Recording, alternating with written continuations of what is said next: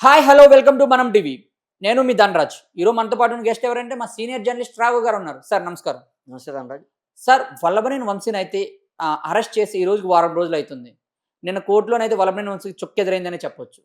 కస్టడీకి ఇచ్చేమని అయితే కోర్టు అయితే నిర్ణయం తీర్పు అయితే ఇవ్వడం అయితే జరిగింది. అది ఎంతవరకు నిజమంటారు? ఖచ్చితంగా వల్లభనేని వంశీ అయితే ఇంకా చెక్కేస్తారంటారు చూసావా? ఆ టైపు చెక్కేయడమే వల్లభనేని వంశీని. ఎందుకంటే ఇప్పటికే ఆల్రెడీ కోర్ట్ అయితే అతనికి వ్యతిరేకంగా అయితే తీర్పు ఇచ్చింది. హైకోర్టులో అయితే ఇది నా పరిధిలో లేదు. ఏదైతే ఎస్సీ, ఎస్టీ అట్రాసిటీ మెజిస్ట్రేట్ ఉందో అందులోకెళ్ళి పెట్టుకోండి. ఇక్కడ వద్దు. కేసు అక్కడ ఉంది కాబట్టి అక్కడే మీరు బెయిల్‌కి అప్లై చేసుకోమని చెప్పేసింది. అయితే ఇప్పుడు ఆల్రెడీ ఎస్సీ, ఎస్టీ అట్రాసిటీ మెజిస్ట్రేట్‌లో అయితే కొన్ని వాదనలైతే నడుస్తున్నాయి. వల్లభనేని వంశీ వాడిన సెల్ ఫోన్ కావాలి, కారు కావాలి, అదేవిధంగా అతను మాకు కస్టడీకి ఒక 10 రోజులు కావాలి. సత్యవర్ధన్ కిడ్నాప్ కేసులో మరింత మాకు సమాచారం కావాలంటే అతను మాకు ఖచ్చితంగా కస్టడీ కావాలని పోలీసుల తరపున అయితే వాదన నడుస్తుంది. అయితే వల్లభనేని వంశీ పర్సనల్ లాయర్ ఏమని చెప్తాడంటే, వల్లభనేని వంశీ కస్టడీకి ఎందుకు ఆల్రెడీ వల్లభనేని వంశీ మీరు కేసు పెట్టిన రోజునే పట్టేసుకున్నారు. తీసుకొచ్చి రిమాండ్‌లో పెట్టారు.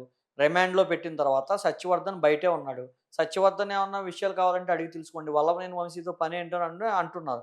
అయితే ఇలాంటి జనరల్‌గా ఈ కేసుల్లో జరిగేదేంటంటే, ఒక వ్యక్తి ఒక సాక్షుల్ని తారుమారు చేయగల శక్తి, సామర్థ్యాలు ఉన్న మనుషులు ఎవరైతే పెద్ద పెద్ద వాళ్ళు ఉంటారో, వాళ్ళందరూ ఎమ్మెల్యే స్థాయి కావచ్చు, ఇంకొక స్థాయి కావచ్చు, పెద్ద పెద్ద నేరాలకు పాల్పడే వాళ్ళందరిని కూడా ముందు కింద ఎవరిని భయపెట్టి సాక్షుల్ని తారుమారు చేయకుండా ముందైతే రిమాండ్‌కి తరలిస్తారు.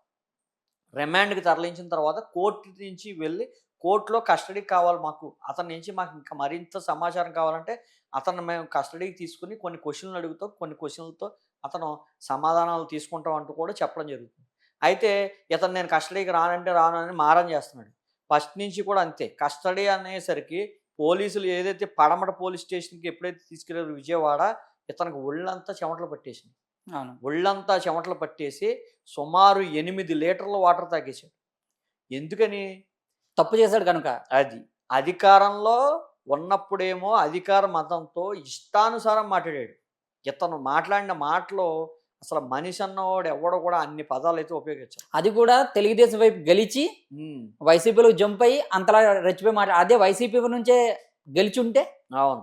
ఎంతనో వైసీపీ వోళ్ళు కూడా తిట్టనంతగా, వైసీపీలో జగన్మోహన్ రెడ్డి ఎనకాల ఉండేవోళ్ళు కూడా అంత జగన్మోహన్ రెడ్డిని ఎప్పటినుంచో అభిమానించేవోళ్ళు కూడా తిట్టనంతగా ఇతను తిట్టాడు. అవును. ఇతను మటుకు జగన్మోహన్ రెడ్డి మీద కేసు పెట్టేస్తాడు గతంలో.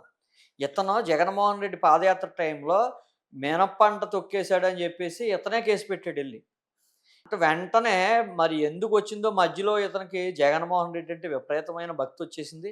జగన్మోహన్ రెడ్డికి కొత్తగా వచ్చిన ఇప్పుడు ఎనకొచ్చిన వాడికన్నా ముందు ఏదో కొమ్ములు ఇదని అంటారు కదా! అలాగా ఇతనేంటంటే కొత్తగా వచ్చాడు కదా పార్టీలోకి. జగన్మోహన్ రెడ్డి మీద ఏదో మనకి మంచి పేరు కొట్టేయాలి.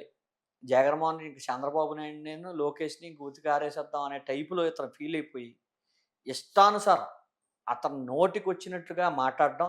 ఒక ఎమ్మెల్యే అయ్యుండి, ప్రజాప్రతినిధి అయ్యుండి, బాధ్యత గల వ్యక్తి అయ్యుండి, అతను అవన్నీ కూడా మర్చిపోయి తనకు నోటికొచ్చినట్టు, నోటికి ఏదొత్తే అది. ఈ ఇంక చెప్పాలంటే పశువులు కూడా సిగ్గుపడి నా పశువు అని అంటావా అని మన దగ్గరకొచ్చి మాట్లాడేంత దారుణమైన మనుషులని చెప్పుకోవచ్చు. ఎందుకంటే ఇంకోటి అంత దారుణంగా మాట్లాడారు. ఆ రకంగా చంద్రబాబు నాయుడుని విమర్శించారు.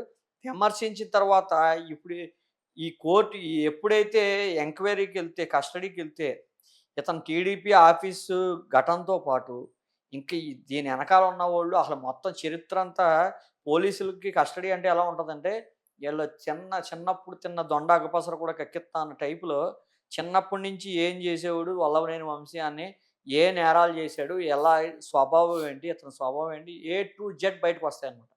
ఇంకోటేంటంటే సార్, జగన్మోహన్ రెడ్డి జైలుకొచ్చి వల్లభనేని వంశీని చూసిన తర్వాతే ఆ వల్లభనేని వంశీని కస్టడీకి అయితే పంపించడం అయితే జరిగింది. అంటే దీని వెనకాల జగన్మోహన్ రెడ్డి ఉన్నారంటారా? అంటే జగన్మోహన్ రెడ్డే ఉండి చేపిస్తున్నాడు అని బయటైతే గట్టిగా వినిపిస్తుందనమాట.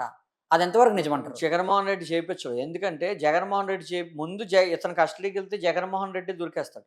అవును. ముందు బయటకొచ్చేది జగన్మోహన్ రెడ్డి అతను అండ్ బ్యాచ్ వాళ్ళే బయటకొస్తారు ముందు. అవును. ఇతను జగన్మోహన్ రెడ్డి చేపిచ్చే అవకాశం ఉండదు. రకరకాలుగా మాటలు వినిపిస్తా ఉంటాయి. అది పక్కన పెడితే ఇతను జగన్మోహన్ రెడ్డికి అంటే ఇతను జగన్మోహన్ రెడ్డి కూడా ఆశ్చర్యపోయాడు ఇతని మాటలకి. హ్మ్. ఇతని మాటలకి అసలు ఒక లేడీస్‌ని, కుటుంబ సభ్యులని, చంద్రబాబు కుటుంబ సభ్యులని మాట్లాడడం గాని, ఇవన్నీ కూడా ఎత్ ఎవరో చేయని తప్పులైతే ఇతను చేశాడు. అది పక్కన పెడితే ఇప్పుడు ప్రెజెంట్ అది కక్ష సాధింపు కూడా కాదిది. 8 నెలలయింది కూటమి ప్రభుత్వం వచ్చి. 8 నెలల ముందు ఎప్పుడైతే ఇది జరిగిందో గన్నవరం టీడీపీ ఆఫీస్ ధ్వంసం అయిన కేసు ఇప్పుడు బయటకొచ్చింది. అందులో సత్యవర్ధన్ అనే సాక్షిని తీసుకెళ్ళిపోయి కిడ్నాప్ చేసి, అతన్ని భయపెట్టి, బెదిరించి కోర్ట్‌లో దగ్గరుండి ఇతని కారులోనే తీసుకెళ్ళి అతను వాంగ్మూలం ఇప్పించాడు. హ్మ్. అది ఫస్ట్ నేను కాదు, నా మీద అక్రమ కేసు పెట్టారు, నా మీద రాజకీయ కక్ష తీసుకున్నారు, ఇయంతా సోదంతా చెప్పాడు. అయితే ఇతనికి ఎవిడెన్స్‌తో సహా ఏ టు జెడ్ ఇతను ఎక్కడికెళ్ళాడు, హైదరాబాద్ నుంచి విజయవాడ రావడం, విజయవాడ నుంచి వైజాగ్ వెళ్ళడం, వైజాగ్ నుంచి మళ్ళా ఎస్‌టీ కోర్టుకు రావడం, కోర్టు పైన ఖాళీ లేదని కింద 3:30 సాయంత్రం 3:30 దాకా కింద ఇతని కారులోనే కూర్చోబెట్టి సత్యవర్ధన్‌ని తర్వాత తీసుకెళ్ళి వాంగ్మూలం ఇప్పించడం, తర్వాత మళ్ళా తీసుకెళ్ళి ఇతన్ని రాయదుర్గం గచ్చిబౌలిలో రాయదుర్గం ఇతని ఇంట్లో పెట్టడం, ఇవన్నీ కూడా ఫుటేజ్‌లు కూడా బయటకొచ్చేసినియి. ఇతను నేను తప్పు చేయలేదు, నాకేం సంబంధం, నాకు ఇయన్నీ అంటే ఇప్పుడు కుదరదు. హ్మ్. ఇప్పుడు ఎలాగో ఇతను కస్టడీకి తీసుకుంటే ఖచ్చితంగా గన్నవరం సంబంధించిన టీడీ ఆఫీస్‌ని ఎవరిని ధ్వంసం చేయమన్నారో, ఆళ్ళ పేర్లేంటి, ఇతను సత్యవర్ధన్‌ని ఎప్పుడు కిడ్నాప్ చేసావు, ఎలా కిడ్నాప్ చేసావు, ఎక్కడెక్కడికి తీసుకెళ్ళావు, ఎందుకు నిన్నెవరు చేయమన్నారో, నీ కాల్ డేటా ఇతని కాల్ డేటా ఫోన్ ముందు ముఖ్యంగా అడుగుతున్నారు. అంటే ఫోన్‌ని భయభంగాల్లో కలిపేశారు అన్నట్టు బయట టాక్ అయితే వస్తుంది. అదే ఫోన్‌ని దాచేసాడు. 45 నిమిషాలు లోపలికెళ్ళాడు. నేను బట్టలు మార్చుకొత్తన్నాను. 45 నిమిషాలు ఏ మనిషి అయినా బట్టలు మార్చుకుంటాడా? ఏదో ఈ మనిషి మార్చుకున్నాడు. అదొకటి అతని దగ్గర 5 లోపలికెళ్ళి ఫోన్‌లు ఉన్నట్టు సాక్ష్యాలన్నీ తెలుస్తుంది. మార్చేసాడు. అతని దగ్గర 5 ఫోన్‌లు ఉన్నట్టు సమాచారం వస్తుంది. అవును. పోలీసులకి ఇచ్చిన ఫోన్ ఒకటి, అతని దగ్గర మిగిలిన ఫోన్‌లు సెపరేట్‌గా ఉన్న ఫోన్‌లు ఒకటి. పోలీసులే ఆశ్చర్యపోయారు. అది. ఏంటిది నీ ఫోనేనా? అందులో మొత్తం డేటా అంతా రిమూవ్ చేసేసాడు. డేటా అంతా రిమూవ్ చేసి ఎంప్టీ ఫోన్ ఇచ్చేసి, మిగిలిన ఫోనన్ని లోపల పెట్టేసి ఎక్కడ దాచాడో 45 నిమిషాల పాటు లోపల ఉన్నాడు. పోలీసులు చేసిన తప్పు కూడా అని చెప్పుకోవచ్చు. ఎందుకంటే ఇతను సాక్ష్యాలు మాయం చేస్తాడని కనుక పోలీసులు ముందే ఊహించుంటే, ఇతను ఖచ్చితంగా ఇతని బట్టలు వేరే రకంగానో లేకపోతే ఇంకొక పర్సన్ సాయంతోనో ఏదో రకంగా చేసేవారు. ఎందుకంటే ఇతను దొంగ అని పోలీసులు గమనించలేదు. హ్మ్. ఇతను తీసుకెళ్ళి సెల్ ఫోన్‌లన్నీ దాచేయడం ఇవన్నీ కూడా చేశాడు. అయితే ఇప్పుడు ఈ కస్టడీలో మొత్తం బయటకొస్తాయి. ఆ ఫోన్‌లు బయటకు రావాలి ముందు. ఆ ఫోన్‌లు బయటకొచ్చిన తర్వాత ఇతను ఎవరితో మాట్లాడాడు, ఏంటి ఇవన్నీ కూడా ఇప్పుడు ఇవాళ ఆల్రెడీ సాయంత్రం కస్టడీకి ఇమ్మని ఇప్పుడు already SC, ST atrocity magistrate ఇచ్చి ఆల్రెడీ తీర్పు ఇచ్చేదానికి రెడీగా ఉంది. ఇతను కస్టడీకి ఎళ్ళిపోతాడు. ఎళ్ళిపోయిన తర్వాత 2 రోజుల్లో మనకి ఇంకా విషయాలన్నీ కూడా బయటకొస్తాయి. ఇంకోటేంటంటే సార్, ఒకవేళ వల్లభనేని వంశీ గాని అంటే అవన్నీ అది నాకు తెలీదు, నాకు సంబంధం లేదని మారం చేస్తే చెప్పకుండా, థర్డ్ డిగ్రీ చేసే అవకాశం ఉందా? అంటే వల్లభనేని వంశీని కొట్టే అవకాశం ఏమైనా ఉందా పోలీసులు? ఖచ్చితంగా అలాంటివంటే మనం బయటికి చెప్పకూడదు కానీ ఖచ్చితంగా కొడతారు. హ్మ్. ఎందుకంటే థర్డ్ డిగ్రీ అనేది యాక్చువల్‌గా అయితే అవును. ఐపీసీ సెక్షన్స్‌లో అది చట్ట వ్యతిరేకం. అయితే అది మనం డైరెక్ట్‌గా చెప్పకూడదు కానీ అంటే పోలీస్ ఏంటంటే ట్రీట్‌మెంట్ అయితే ఖచ్చితంగా ఉంటది. అదేంటంటే sir, SC, ST atrocity case కదా! దళితుడిపై కిడ్నాప్ చేశాడు కదా! హ్మ్. ఆ విషయంలో అయినా సరే తనను కొట్టే అవకాశం ఉందని అయితే గట్టిగా అంటున్నారు. అది ఎంతవరకు? అంటే కొట్టడం అంటే నీకు యాక్చువల్‌గా చెప్పాలంటే అది మనకి లీగల్ పరంగా బయటకు మాట్లాడుకునే విషయాలు కాకపోయినా పోలీసులు చేసే పని అదే అయ్యుండొచ్చు. ఇప్పుడు పోలీసులు ఖచ్చితంగా ఒక దొంగ నుంచి నిజం రాబట్టాలంటే ఏమేమి చర్యలు తీసుకోవాలో అన్నీ కూడా తీసుకుంటారు. ఇప్పుడు పోలీసులు కొట్టరా అంటే ఖచ్చితంగా కొడతారు. కాపోతే కొడతారని మనం బయటికి చెప్పే పరిస్థితి కాదు. అది చట్ట విరుద్ధం కాబట్టి దాని గురించి ప్రస్తావన ఎలా ఉన్నా ఇతనికైతే నిజం రాబట్టడానికి పోలీస్ ట్రీట్‌మెంట్ ఆ పదంలోనే అన్ని అర్థాలుంటాయి. ఆహా! ఆ పదం ఖచ్చితంగా పోలీస్ ట్రీట్‌మెంట్ అయితే ఇతనికి ఇవ్వడం జరుగుతది. ఖచ్చితంగా నిజాలన్నీ రాబడతారు.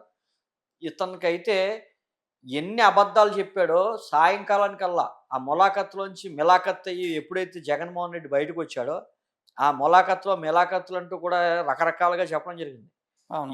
ఆ రోజు పవన్ కళ్యాణ్ మిలాఖత్ అయ్యారన్నాడు. ఇప్పుడు ఇతను వల్లభనేని వంశీతో ఏం మిలాఖత్ అయ్యాడో జనాలు సాయంకాలానికే చూపిచ్చేసారు. టీడీపీ ఆఫీస్‌లో ఎవరో కాల్చలేదు కారులన్నారు. కారు కాల్చినయన్ని వీడియోలు డ్యూయల్. బయటకొచ్చినియి. సత్యవర్ధన్‌ని ఇతను కిడ్నాప్ చేయలేడు. అసలు వంశీయే లేడన్నాడు. సత్యవర్ధన్‌తో వంశీ ఉన్న వీడియోలు కూడా బయటకొచ్చేసినియి. ఇంకేంటి క్లియర్ కట్‌గా దొంగ ఎవరనేది క్లియర్ కట్‌గా తెలిసిపోతుంది పరిస్థితి. చూద్దాం సార్, అసలు వల్లభనేని వంశీని కస్టడీకి పంపించిన తర్వాత నిజాలు ఏం బయటకొస్తాయనేదైతే మనమైతే వెయిట్ చేసి చూద్దాం sir. Thank you very much. Thank you.